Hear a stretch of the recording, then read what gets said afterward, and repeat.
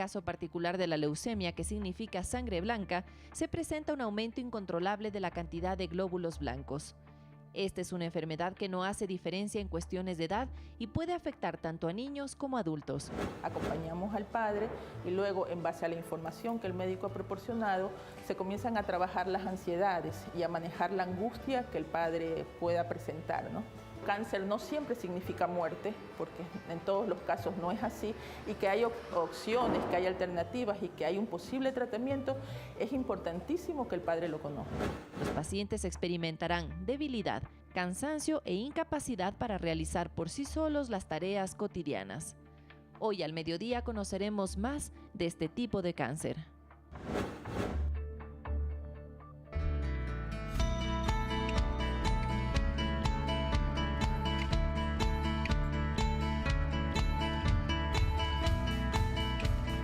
Amigas y amigos, nueva semana de actividades. Muchísimas gracias por preferir a la televisión pública y por supuesto por preferir a este programa al mediodía. Arturo, qué bárbaro, el tiempo vuela, comenzó el segundo semestre del año 2017. En realidad muy rápido vuela el tiempo, sobre todo cuando ya pasa. Uno a veces mientras está en el presente, por decirlo de alguna manera, está esperando algo que no llega, pero cuando pasó uno no se dio ni cuenta y sí, fue un suspiro. Así pasaron estos primeros 6 meses del año. Así, el Delfín también se corona campeón de la primera etapa del fútbol ecuatoriano. Por primera vez en la historia. Ahí vemos unas imágenes nada más y nada menos que a costillas de mi querida liguita. Qué terrible, pero, ¿no? ¿qué le vamos a hacer? Bien ganado, nos pasó por encima, como ha sido también el común denominador de todos los equipos que juegan contra Liga. Una primera etapa desastrosa, la peor de su historia.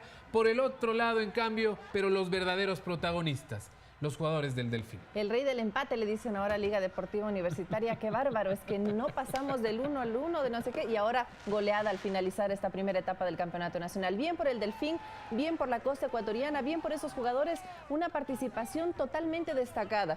Creo que era digno de que se corone pues como ganador de esta primera etapa. Ya vamos a ver qué pasa después, ¿no? Exacto, esperemos que les siga yendo igual de bien para la segunda etapa. Va a haber cambios en los jugadores, pero además, Vanessa, te quería decir yo que están a punto de marcar un récord. En el caso de ganar en la próxima fecha, serían el primer equipo en la historia del Ecuador que con esta forma de campeonato llegan invictos y logran hacer tantos puntos en una sola fase. Así que desde el principio hasta el final, un campeón que es incuestionable, con unos jugadores que yo creo que a todos nos enorgullece, y sobre todo ese inmenso amor y cariño al pueblo manabita que tanto lo merece. Y este triunfo ya le coloca en torneos internacionales, y yo creo que va a ser una revelación, sobre todo en los campeonatos que tienen que ver con Sudamérica, donde hay equipos que son muy destacados, pero nuestro Delfín va a ir a romperla completamente. Esperamos, como dicen en otros países. Clasificado ya directamente a la Copa Libertadores de América. Vamos a ver con quién le tocaría jugar, todavía eso se verá más adelante. Hay un problema con los equipos denominados chicos, ¿no?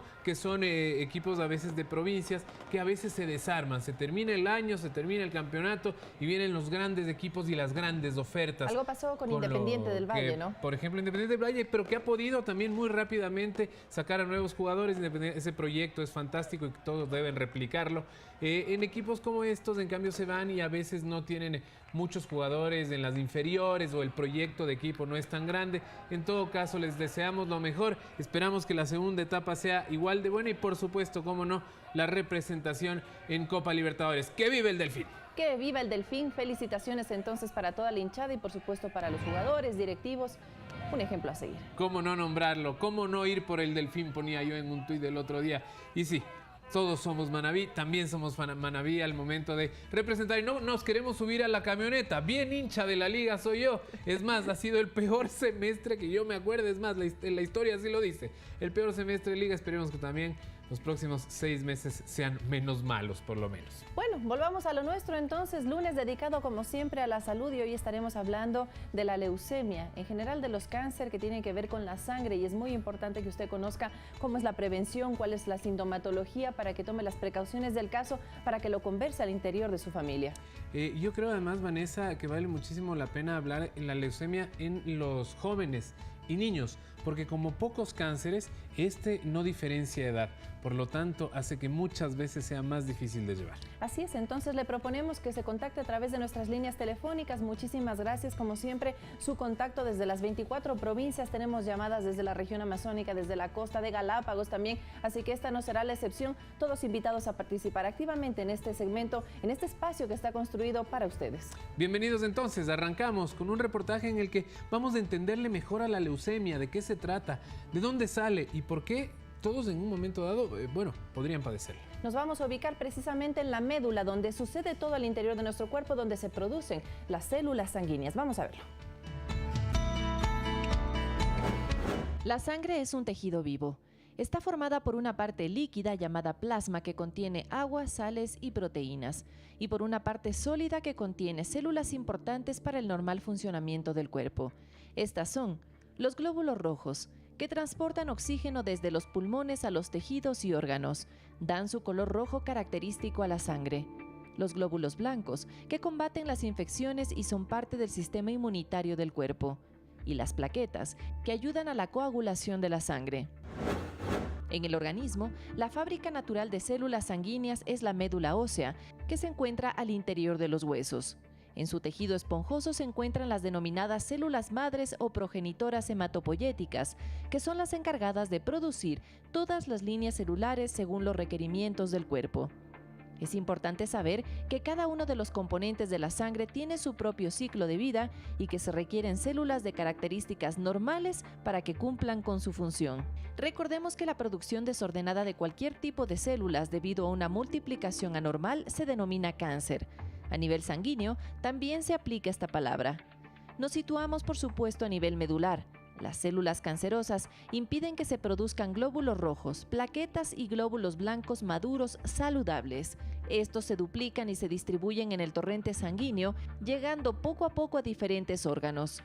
Entonces, se pueden presentar síntomas potencialmente mortales a medida que disminuyen las células sanguíneas normales. Anemia, sangrado espontáneo y predisposición a las infecciones, dependiendo de qué línea se encuentre afectada. En el caso particular de la leucemia, que significa sangre blanca, se presenta un aumento incontrolable de la cantidad de glóbulos blancos. Esta es una enfermedad que no hace diferencia en cuestiones de edad y puede afectar tanto a niños como a adultos. Los pacientes experimentarán debilidad, cansancio e incapacidad para realizar por sí solos las tareas cotidianas. Hoy al mediodía conoceremos más de este tipo de cáncer.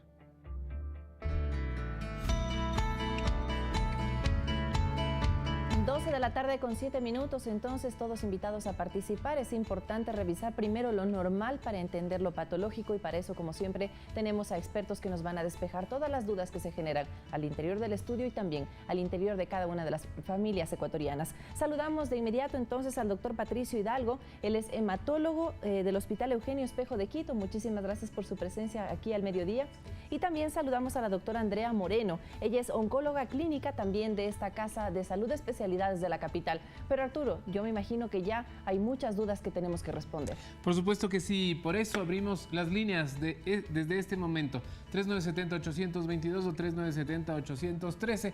Usted se puede comunicar como siempre a través de esas líneas telefónicas o si prefiere a través de las plataformas Facebook, por ejemplo, o si no, Twitter con el hashtag o numeral al mediodía. Estamos aquí para responder la mayor cantidad de inquietudes posibles y por eso también les pedimos siempre tratar de hacer lo más rápidamente posible su pregunta para poder llegar a mayores cantidad de personas.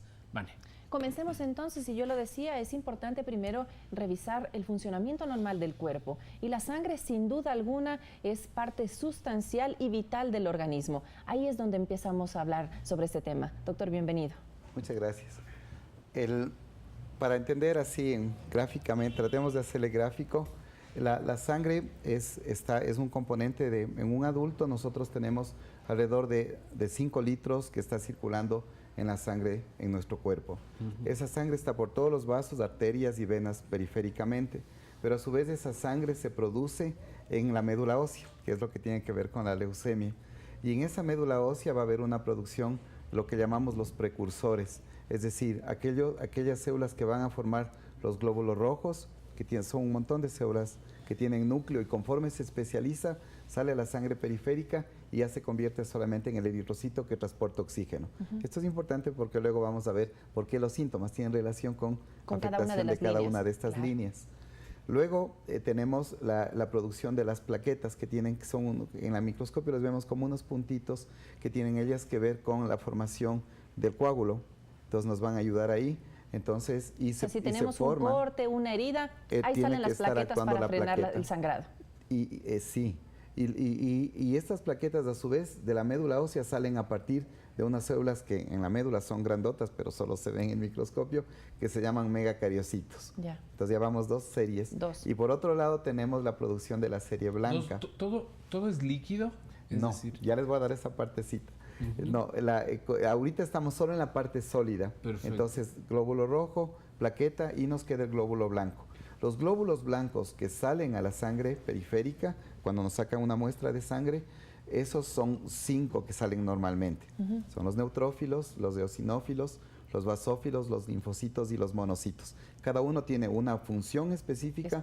Y una forma específica que nosotros podemos reconocer, pero todos ellos salen a partir de la médula ósea. Esa es la fábrica, entonces. Exacto, es la palabra, es la fábrica. Y eso encontramos en una gota de sangre.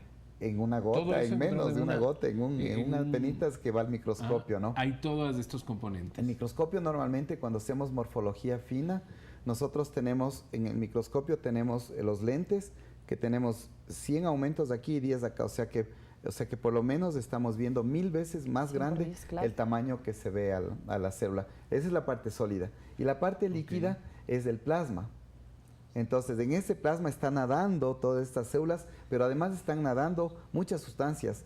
El sodio, el potasio, el cloro, el magnesio, la glucosa, la creatinina, todo lo que ustedes puedan, las hormonas, todo lo que ustedes se puedan imaginar está en la parte líquida. Y cuando nosotros hacemos un hematocrito que llamamos, le centrifugamos y por la centrifugación lo más grande, lo sólido se queda abajo y lo líquido se queda encima, que es aquel plasma o suero que llamamos, ¿no? O sea, nuestras venas son una especie de autopista por donde corre, camina absolutamente todo, y todo eso tiene que estar en una proporción determinada y en una forma determinada para que no genere una patología, como es lo que vamos a empezar a ver ahora, doctora. Así es, bueno, efectivamente todo circula a través de la sangre, ¿sí? Cuando hay alguna anormalidad, una proliferación anormal, es que se van a producir las discrasias sanguíneas, las leucemias, ¿sí? Porque hay varios tipos de leucemias, hay unas que son mieloides, otras que son linfoides, que bueno, eso les va a explicar mejor el doctor Hidalgo, que es el experto en hematología en realidad. De alguna manera los oncólogos vemos lo que son los linfomas, que también tienen relación con proliferación anormal de células a nivel de los ganglios linfáticos. ¿Qué es lo que pasa entonces? ¿El problema se genera en nuestra fábrica? Es decir, a nivel medular, cuando ya hablamos de cáncer de la sangre. Sí. El daño le llamamos, como usted dice perfectamente, está en la fábrica. Y esa fábrica empieza a funcionar desde los switches más internos, desde la parte más interna, y nosotros llamamos que son daños clonales. Entonces es un daño en el clon, o sea, en la célula más pequeñita, que evita que se diferencie, como dijimos nosotros normalmente, y salga el producto acabado final a la sangre periférica. Y en algún estadio de estos se hace el daño aquí y empieza a hacer la transformación leucémica.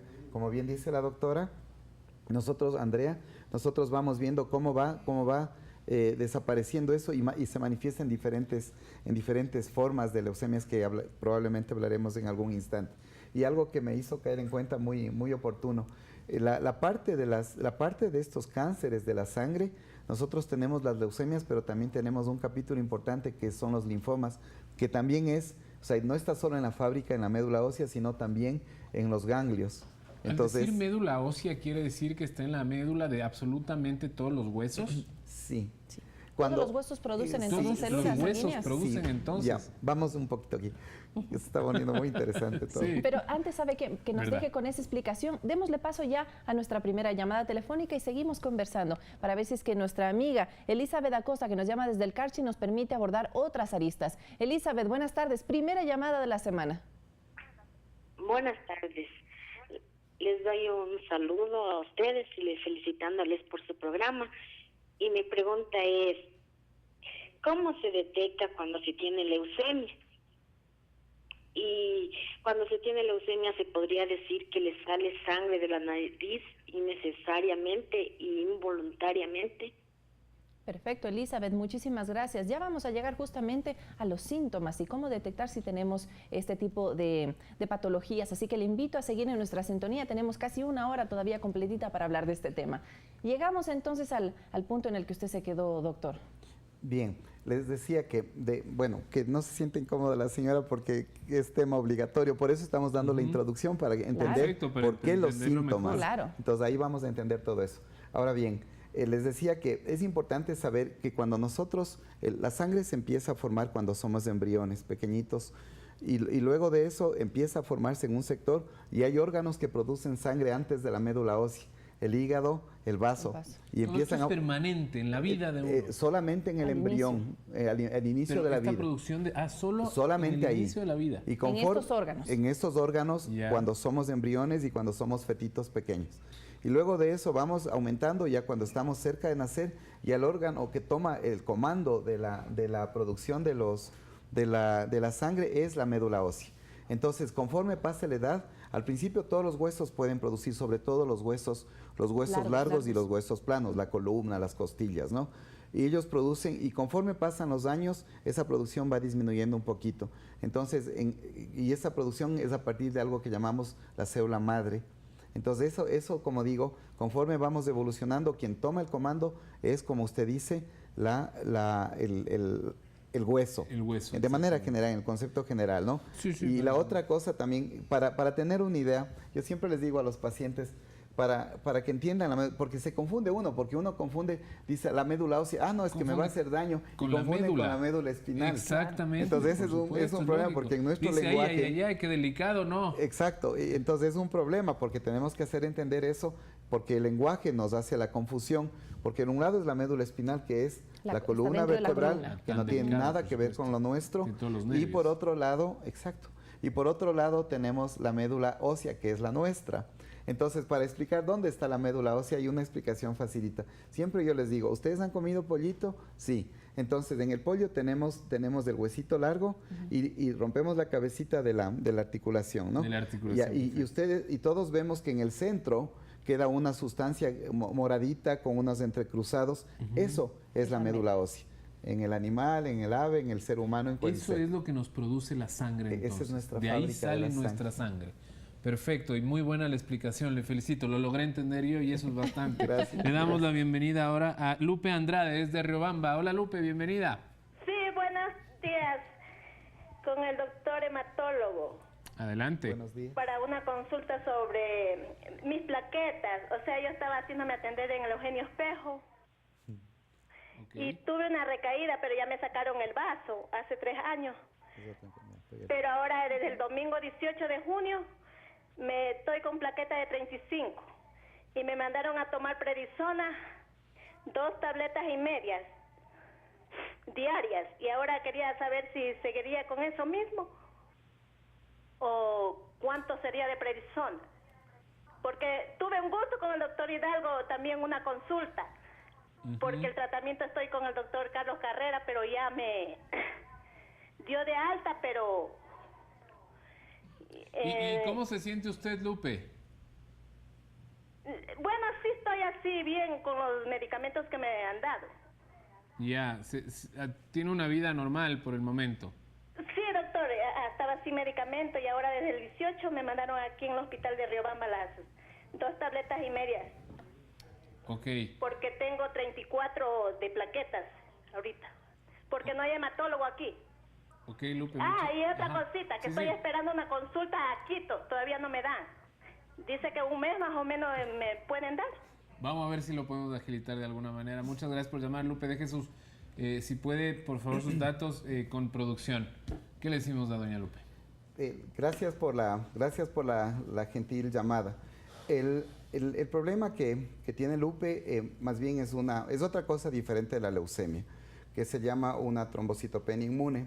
Entonces, eso es una baja de las plaquetas y claro, la primera instancia de tratamiento es dar el corticoide, lo que está recibiendo la prednisona.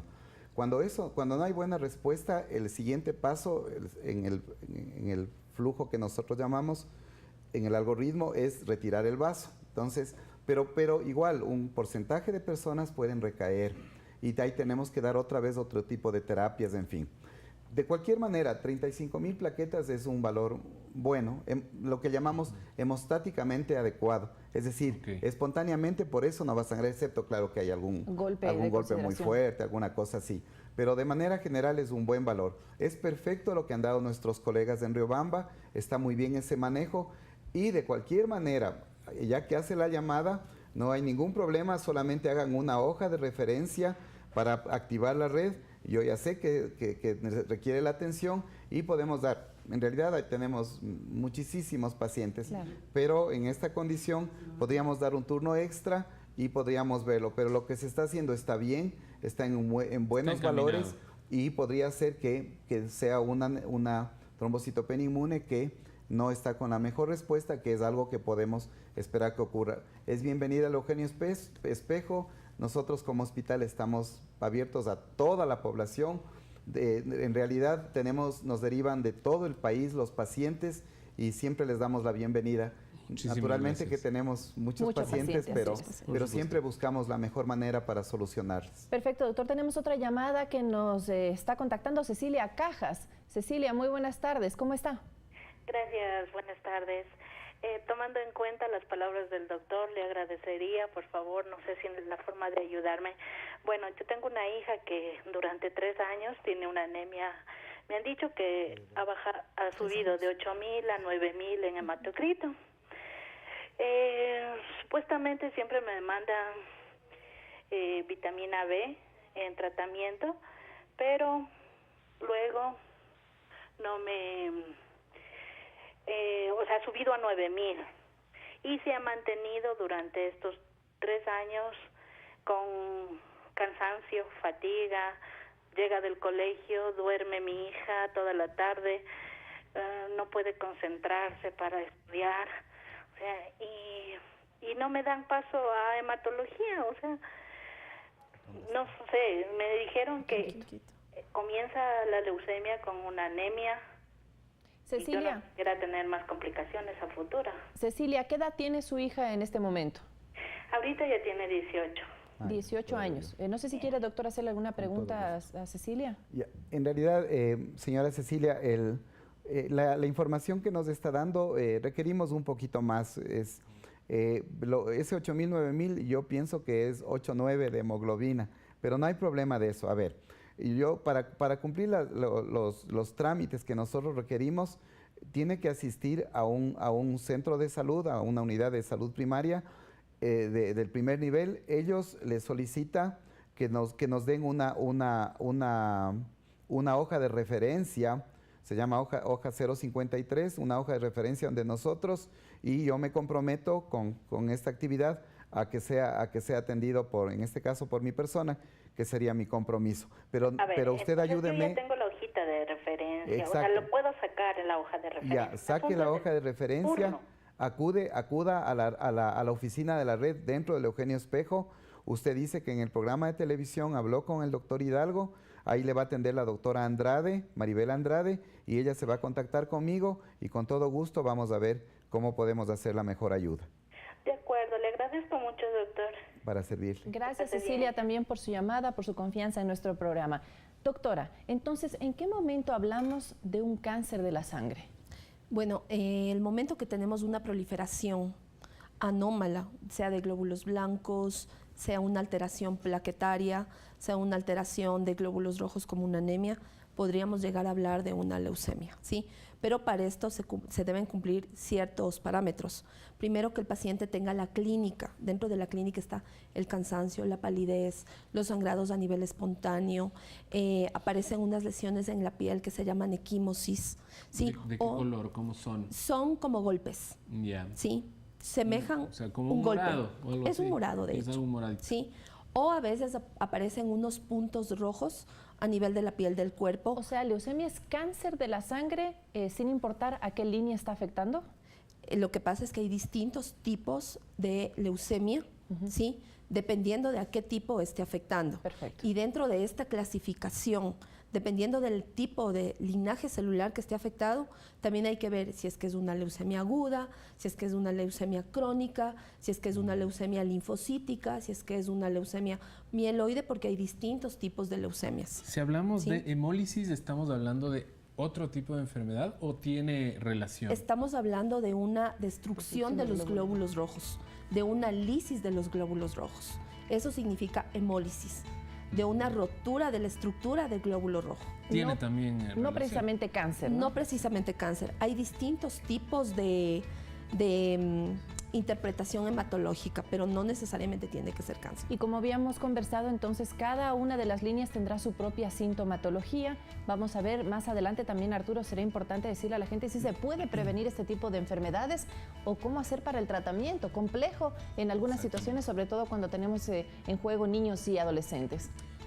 Respuestas con las que volveremos después de esta primera pausa, no sin antes anunciarles que nos pueden ver también a través de www.mediospublicos.es/televisión, www.mediospublicos.es/televisión. Nos pueden ver también en vivo. Venimos ya.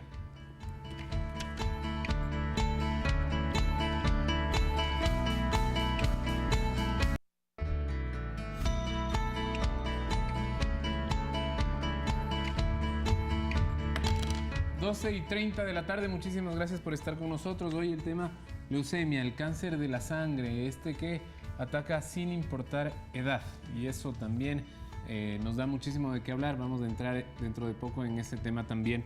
Queremos presentarles, pero un reportaje en el que hablaremos no solamente de los enfermos, sino quienes les acompañan, sus familiares, porque sí, es una enfermedad que desafortunadamente nos involucra a todos. Un abrazo de corazón a corazón es un abrazo que consuela y puede ayudar a aliviar cualquier dolor que llevamos dentro, sea porque estemos tristes o atravesando alguna enfermedad. Y es que nadie espera enfermarse, o peor, que le diagnostiquen cáncer a nuestro hijo o a un ser querido de la noche a la mañana. La atención psicológica a los pacientes y a sus familiares es clave para poder sobrellevar esta enfermedad. Reunimos, acompañamos al padre y luego, en base a la información que el médico ha proporcionado, se comienzan a trabajar las ansiedades y a manejar la angustia que el padre pueda presentar, ¿no? Cáncer no siempre significa muerte, porque en todos los casos no es así, y que hay opciones, que hay alternativas y que hay un posible tratamiento, es importantísimo que el padre lo conozca. Muchos caemos en el error de no decir al paciente la enfermedad que tiene para que sea menor el sufrimiento. Sin embargo, el especialista menciona que sí es necesario que el paciente esté informado de lo que padece si así él lo desea. Obviamente, la información que se da al niño es prudente, es gradual. Al niño primero se le consulta si él quiere ser informado, porque hay que tener algo claro. Los padres obligatoriamente tienen que ser informados, ¿sí? Pero el niño puede elegir, puede decidir y decir, no, yo solamente quiero saber qué tratamiento me van a dar, yo solamente quiero saber si voy a poder irme del hospital, o yo sí quiero participar activamente en mi tratamiento.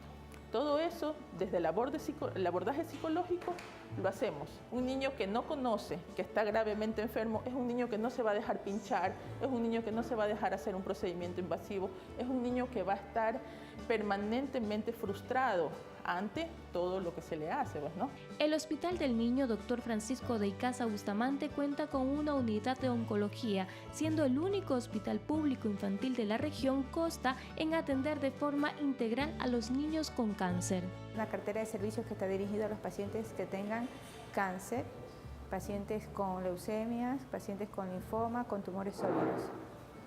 Aquí se va a dar el tratamiento con quimioterapia una vez que ya tengan el diagnóstico, tanto en un área que sirve para hospitalización y con algunas otras proyecciones que se tendrá a futuro a medida que vayamos avanzando en la actividad del servicio. Una enfermedad entonces que requiere del trabajo multidisciplinario, excelente la labor que cumplen entonces en el Hospital Francisco Icaza Bustamante. Desde aquí pues nuestro agradecimiento. Doctora, los síntomas entonces, hablemos un poquito para que la gente pueda empezar a determinar la presencia o no de este tipo de cáncer. Bueno, en realidad hay muchos síntomas.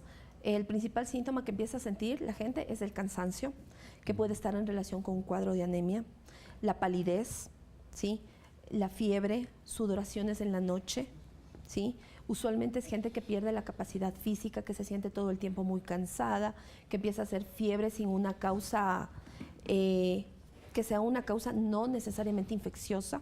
Puede también tener infecciones oportunistas porque hay una alteración de los glóbulos blancos, empiezan a proliferar formas inmaduras y esto hace que obviamente el sistema inmunológico no esté competente para defenderse ante cierto tipo de infecciones. Las formas inmaduras entonces no son funcionales. No son funcionales, son formas estorban inmaduras. más bien en el camino de la sangre. Efectivamente.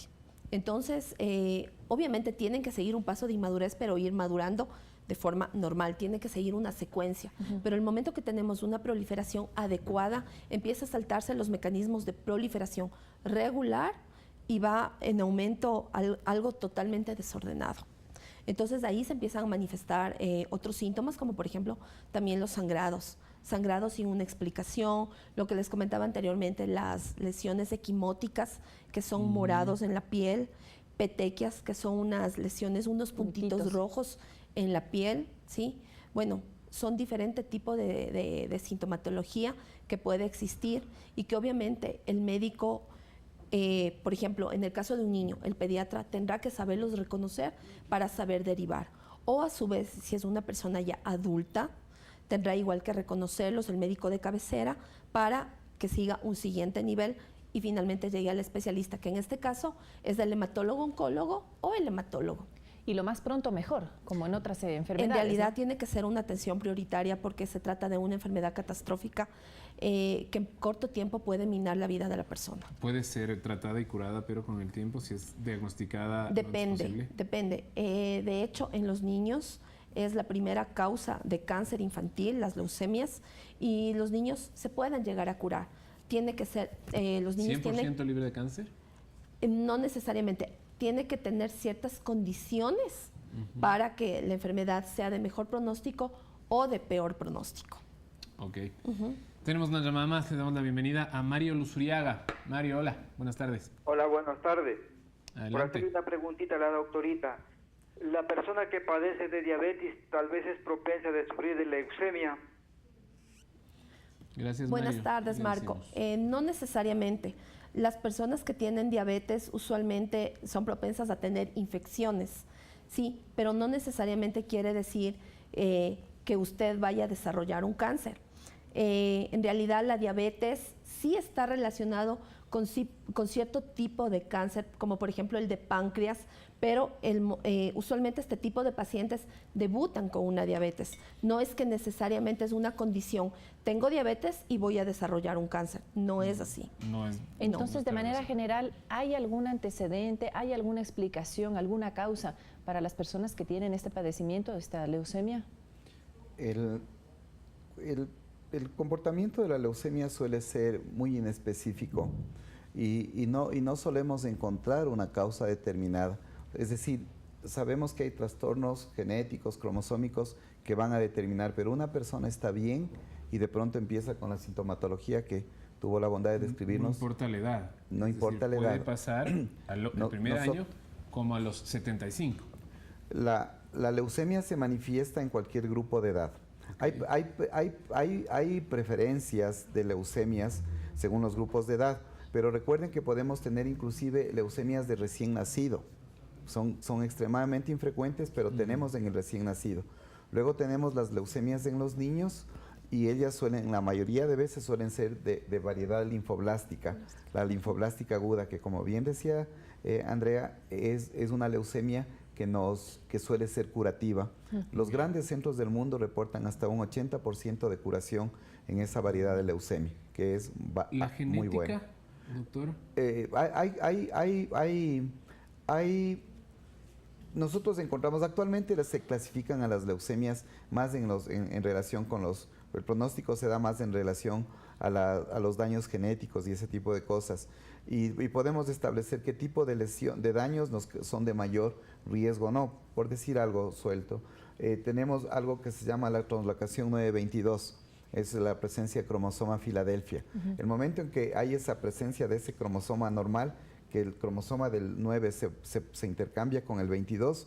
En ese momento esa leucemia sabemos que es una leucemia de mal pronóstico y en la terapéutica probablemente tengamos ser más agresivos o pasar a terapéuticas como el trasplante de progenitores hematopoyéticos.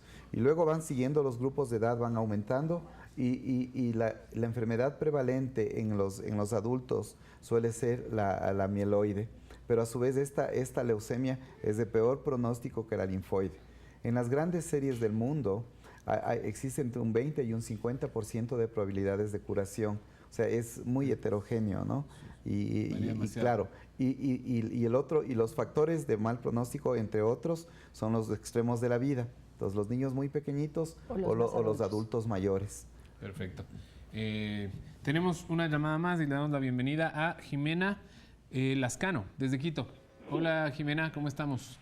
Buenos días. Quisiera hacer una pregunta al doctor. Mira, yo tengo una hija que le diagnosticaron anemia que tenía. Le hemos tratado ya como 2 años, pero no sé de la anemia. Mi preocupación es porque se le está cayendo mucho el pelo. Está casi prácticamente ya sin cabello, le cae así en cantidades. He hecho muchos tratamientos caseros para el pelo a ver si puede recuperarse, pero no. Y no sé si será consecuencia de la anemia o qué podría ser. Jimena, si nos está escuchando todavía, ¿qué edad tiene su hija y en qué consiste el tratamiento que le están dando? Solo hierro. En el centro de salud me mandaron el hierro. Y ella tiene 21 años. Perfecto, Jimena, muchísimas gracias. Doctor. En cuanto a la señorita, en realidad la anemia también es otro capítulo gigantesco de la hematología y de la medicina, y pueden ser muchas cosas. El que tenga una anemia crónica, pero a su vez está con caída del cabello, la caída del cabello puede ser un componente de la anemia ferropénica. Entonces hay que averiguar otra información como si está perdiendo sangre en las jovencitas por las menstruaciones y así. Pero si no es así y hay caída de cabello, puedo pensar que haya trastornos autoinmunes, otro tipo de enfermedades que sí convendría hacer una valoración más profunda. ¿Se cura a una persona de esa anemia crónica? Pues que son 2 años y está con el hierro. ¿En qué momento llega ya a la sanación? Bueno, en ocasiones, si la anemia es ferropénica, si las pérdidas sanguíneas son abundantes, nosotros tenemos que buscar un equilibrio, porque el equilibrio del hierro en el cuerpo es tan pequeñito que si se pasa un poquito más, la anemia se queda permanente. Entonces tenemos que tratar de quitar la causa de la anemia para compensar el hierro y terminar con el problema. Pero como digo, hay que valorar un poco más profundo, que es curativo, pero hay personas que van a sangrar muchas ocasiones en su vida y tenemos que estar haciendo compensaciones y eso. Pero eso se puede mejorar, 1, con un diagnóstico profundo, específico, y 2, con una interacción adecuada entre la familia y el personal de salud. Entonces, pero para eso tenemos que conocer un poco más a profundidad, ¿no? Si es que ya está crónico y vemos que no hay respuesta al tratamiento, el mismo médico del centro de salud nos puede derivar a nosotros. O sea, dice paciente que ha recibido tratamiento y no responde, por lo tanto envío al 3er nivel de atención, que ya nos correspondería a nosotros. Excelente, le damos la bienvenida ahora a Luis Alberto, quien nos llama desde el Coca. Hola Luis, buenas tardes. Muchas gracias, buenas tardes, Dios me los bendiga a todos ustedes. Bueno, primeramente felicitaciones por el programa que nos ilustra mucho a los televidentes, sobre todo acá en la provincia de Orellana.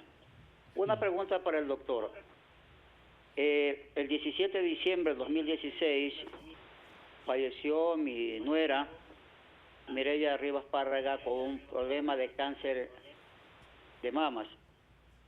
Tuvimos casi alrededor de 26 días y ella no le daban alimento. Entonces yo me quedé con una intriga, doctor, y por la pregunta para usted, ¿una persona que tiene cáncer no puede ingerir alimentos o sí puede ingerir alimentos? Doctora, yo creo que esta pregunta usted nos podrá dar muchísimas más luces. Bueno, en realidad una persona que tiene cáncer, por ejemplo, en el caso del televidente que nos llama, es un cáncer de mama. En realidad, el manejo debe ser enfocado por medio de una nutricionista. Eso no significa que la paciente no deba comer. Debe haber tenido alguna otra situación concomitante para que se le haya suspendido la alimentación. Usualmente entiendo que por lo que nos mencionó el televidente, entiendo que debe haber sido un cáncer de mama avanzado, no sé qué estadio clínico era, debe haber tenido alguna condición especial. Seguramente. Porque la paciente no podía comer. No lo sé. La comida es de energía y la comida es lo que La comida se debe dar. O sea, puede... muchas veces se le suspende a los pacientes oncológicos la dieta cuando ya por el mismo tratamiento oncológico disminuyen el apetito. Entonces, en realidad tiene que ser seguido por un médico nutricionista para que el paciente sepa qué es lo que debe comer y no debe comer. Pero no necesariamente es que se le debe suspender la alimentación. Doctora, yo quisiera continuar un poco hablando de qué es lo que se debe hacer una vez que se le diagnostica leucemia a alguien. He escuchado, y quizás estoy equivocado, en que se deben hacer trasplantes de médula. ¿Eso es así? ¿Cómo funciona? A ver, una cosa es el diagnóstico y otra cosa es el tratamiento. Por supuesto. Sí, dentro del tratamiento de la leucemia están los trasplantes. Pero para hacer el diagnóstico de una leucemia, bueno, primero vamos con una biometría hemática, que es lo más básico, vamos a hacer una biopsia de crestas ilíacas, vamos a hacer una biopsia, un medulograma, ¿sí? Y después de eso seguimos con unas pruebas que se llama inmunofenotipo. ¿Estas son rápidas? ¿No son muy Tienen invasivas, un tiempo de o... demora, doctor Hidalgo, usted que es el experto y que siempre Seguro. solicita eso. Gracias. Sí, el proceso diagnóstico es complejo.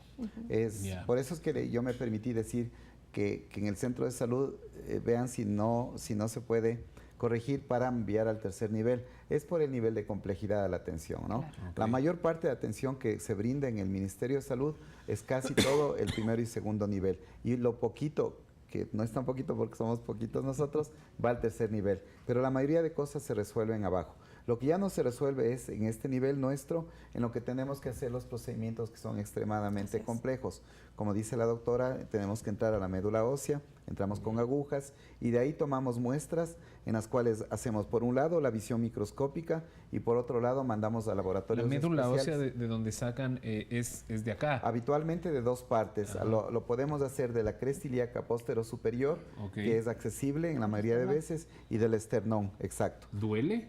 Sí, duele. Un poquito. Esto debe doler. Vamos, cuando un doctor dice que duele un poquito, duele muchísimo generalmente. Es doloroso. O sea, no le podemos mentir al paciente decir que no le va a doler, por más anestesia que le pongamos y todo, pero imagínense, si un pinchacito en la vena nos causa malestar, un pinchazo en el hueso nos va a causar más malestar. De hecho, claro, son con cuidados especiales, con un poquito de anestesia y ese tipo de cosas. Y para tener la idea, tenemos el hueso que entramos, tenemos una tabla externa, lo que está aquí afuera, y atrás una tabla interna. Y en el medio está la médula ósea. Entonces lo que hacemos es penetrar con la aguja y penetramos unos 2-3 milímetros y de ahí absorbemos. Ese es el aspirado de médula ósea. Perfecto. Y con eso vemos en la morfología en el microscopio. Y en la otra parte, que tuvo la bondad de decir la doctora, pinchamos en la cresta ilíaca postero superior. Entonces aquí hacemos el aspirado y sacamos una muestra mayor y mandamos a hacer los estudios especiales que son los inmunofenotipos y el estudio de biología molecular de la citogenética. El inmunofenotipo es cada marcador de la célula tumoral maligna. Es decir, tengo marcadores que se llaman CDs. Hay CDs para lo normal y CDs para lo normal. Y CDs anormales para cada tipo de leucemia. Claro, para una pre-B, para una pro-B, para una B común, para una B madura, etcétera, etcétera, etcétera.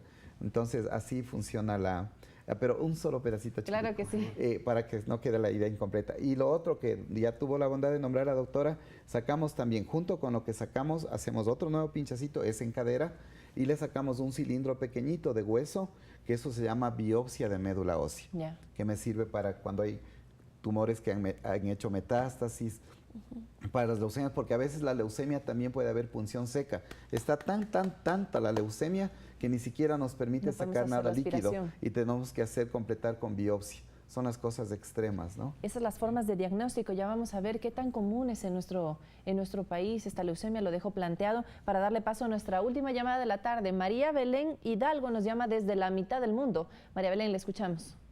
Muy buenas tardes. Quisiera Quisiera hacerle una pregunta al doctor. Yo tengo un hijo de 9 años y él padece de muchos calores en la noche, muchos calores. Él se enroncha, se le salen unas manchas rojas como ampollas y le deja el cuerpo como quemado. Él se enroncha hasta en las yemas de los dedos, en la planta de los pies. Él toma medicamento, pero ya no, las ronchas ya no le hacen nada. Entonces en la noche él tiene que bañarse 2 veces porque suda hartísimo, se calora bastantísimo, hace de toser, tiene una tos seca hace desde los 5 años y nunca me da un diagnóstico qué es lo que tiene. Él se enroncha todito el cuerpo, la cabeza, ojos y la planta de aquí de los ojitos, donde son las de acá abajo de los ojitos, se le hace morado. Quisiera saber, doctor, ¿qué podría ser eso lo que mi hijo tiene? Con la clínica que nos conversa ahorita, me da la impresión de que más bien hay un trastorno de tipo alérgico, urticarial, alguna cosa de esas. De cualquier manera, con todo lo que nos refiere, no me parece que es un problema hematológico de base. Y mi sugerencia sería, si el médico del centro de salud puede encaminar, excelente. De otra manera, también los pediatras, en este caso en la gestión nuestra del Ministerio de Salud, nuestro hospital grande aquí en Quito es el Vaca Ortiz.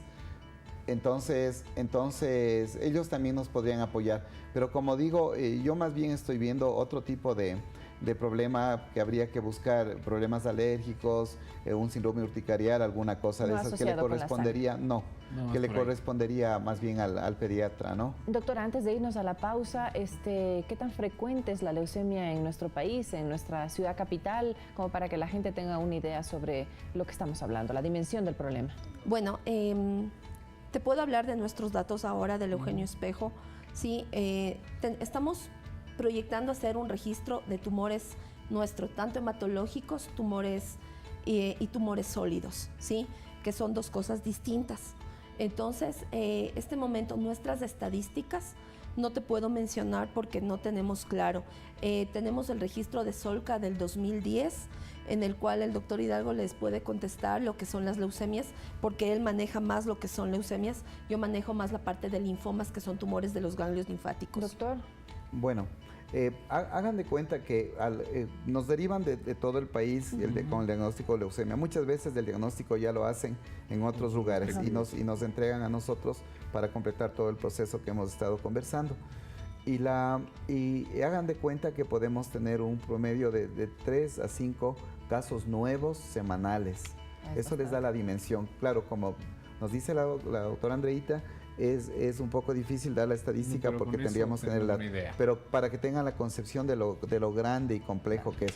Estoy hablando solo de leucemias, ¿no? Hoy día hemos visto trombocitopenias, hemos visto anemias, no hemos nombrado otros tumores, mielomas, linfomas, eso. Pero eso solo hablando de la leucemia de casos nuevos. En nuestra unidad de salud del Ministerio de Salud, y hay otras unidades también que también reciben, ¿no? De 3 a 5. La población general, 1 en 40,000 más o menos podemos esperar que tenga un problema de estos. Es frecuente entonces. Bueno, tenemos que hacer nuestra última pausa. La música nos indica que tenemos que separarnos por unos minutos, pero al regresar estaremos con nuestro segmento Se dice que, así que seguimos aquí al mediodía.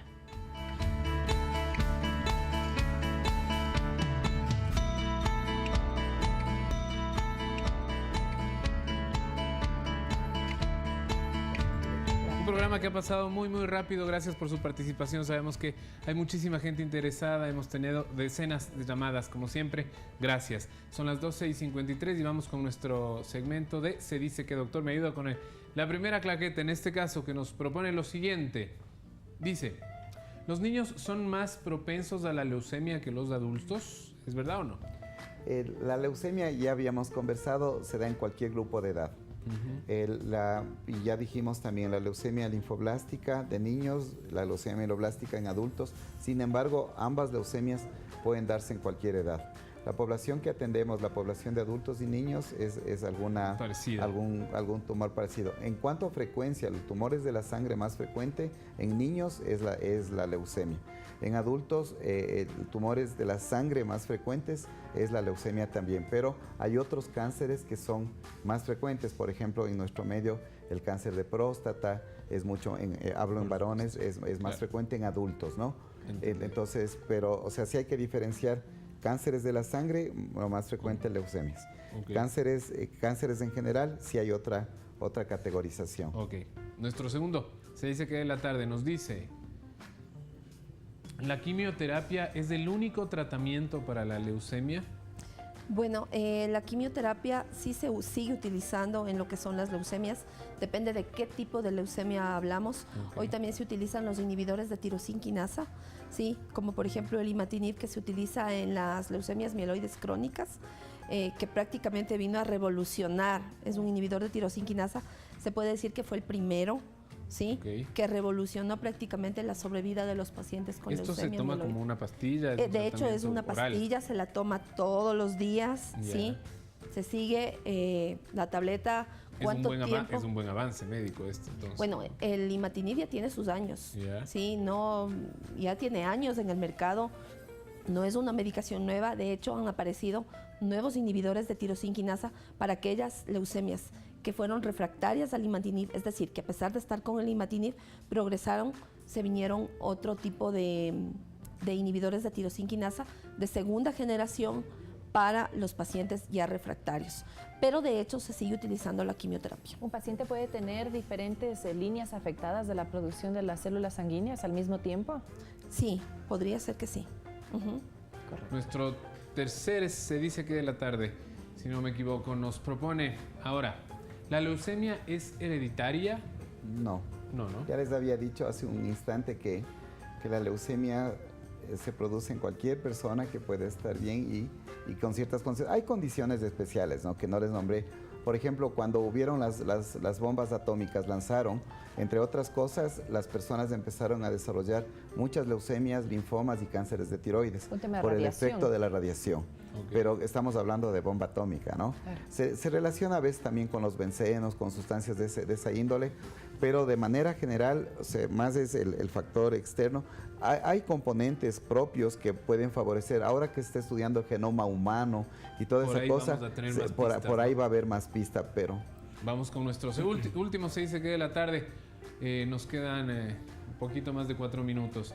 ¿La leucemia es sinónimo de trasplante de médula ósea? No necesariamente, se requiere algunas condiciones. El momento que tenemos un paciente con leucemia, sí, que respondió a la quimioterapia, que se encuentra libre de enfermedad, podemos pensar en que este paciente puede ir a un trasplante, ¿sí? Entonces, no necesariamente el paciente que tiene leucemia tiene que ser trasplantado. No necesariamente. ¿Un trasplante de médula ósea? ¿En qué consiste? El trasplante de médula ósea es una parte que viene después de la quimioterapia. Entonces, no trasplantamos de entrada. Y el trasplante, para tener una idea así rapidísima, el trasplante puede ser autólogo, una misma persona se autodona y luego le damos una quimioterapia, le secamos su médula o el tumor que sea y le damos su misma médula. Eso es trasplante autólogo. Y el trasplante halogénico es cuando dos personas tienen algo que llamamos HLA compatibles. O sea, que son genéticamente compatibles y le pasamos igual. Le acondicionamos al paciente, le secamos su médula, queda como un terreno recién arado, sin nada ahí adentro, y le ponemos las células madre desde afuera. Eso es el trasplante. Así en idea muy rápida, ¿no? Bueno, muchísimas gracias a los dos, al doctor Patricio Hidalgo y también a la doctora Andrea Moreno. Para concluir nada más, esta es una enfermedad que puede golpear, como lo hemos visto durante este programa, cualquier hogar. Entonces, pues la detección temprana será tan importante y sustancial como en cualquier otro de patologías, doctora. Así es. O sea, tenemos que estar muy pendientes de los síntomas. Como tú dices, nos puede golpear a cualquiera, no estamos exentos de un tipo de enfermedad de estos, ¿sí? Y lo importante es diagnosticarla a tiempo y que tenga igual una atención adecuada multidisciplinaria a tiempo. Doctor, la unidad de la familia también, ¿no? Sustancial. Importante. Es que eso es lo más importante, creo yo. Como dice Andrea, es múltiple el asunto y lo más importante es la interacción familia, hogar Y doctor. Y no doctor, personal de salud, porque somos muchos que estamos involucrados ahí. Y más allá de todo eso, saber que están siempre bienvenidos. Nuestra salud que estamos haciendo, nuestra salud pública es muy grande, y cuando no podemos estamos intercambiando con las redes de atención que nos apoyan. Entonces la idea es que la familia seamos todos. Muchísimas gracias a los dos. Excelente los profesionales que siempre nos acompañan desde el Hospital Eugenio Espejo de Quito, Arturo. Por supuesto que sí, como siempre, gracias a ustedes que están del otro lado de la pantalla, que hacen que este programa sea posible, y por supuesto por todas sus inquietudes de interés. Mañana, otro programa que seguramente también le va a interesar. Vamos a hablar de extorsión, manipulación y estafa. Así que todos invitados a participar activamente, porque creo que esta situación le puede pasar también a cualquier persona de los hogares ecuatorianos. Ya viene el equipo. Yo no quiero ver los goles de Delfín, por ejemplo. Usted no quiere ver. No, así que suficiente. Pero usted sí los quiere ver, así que contáctese todavía con nosotros. Esto fue Al Mediodía. Chao, hasta mañana.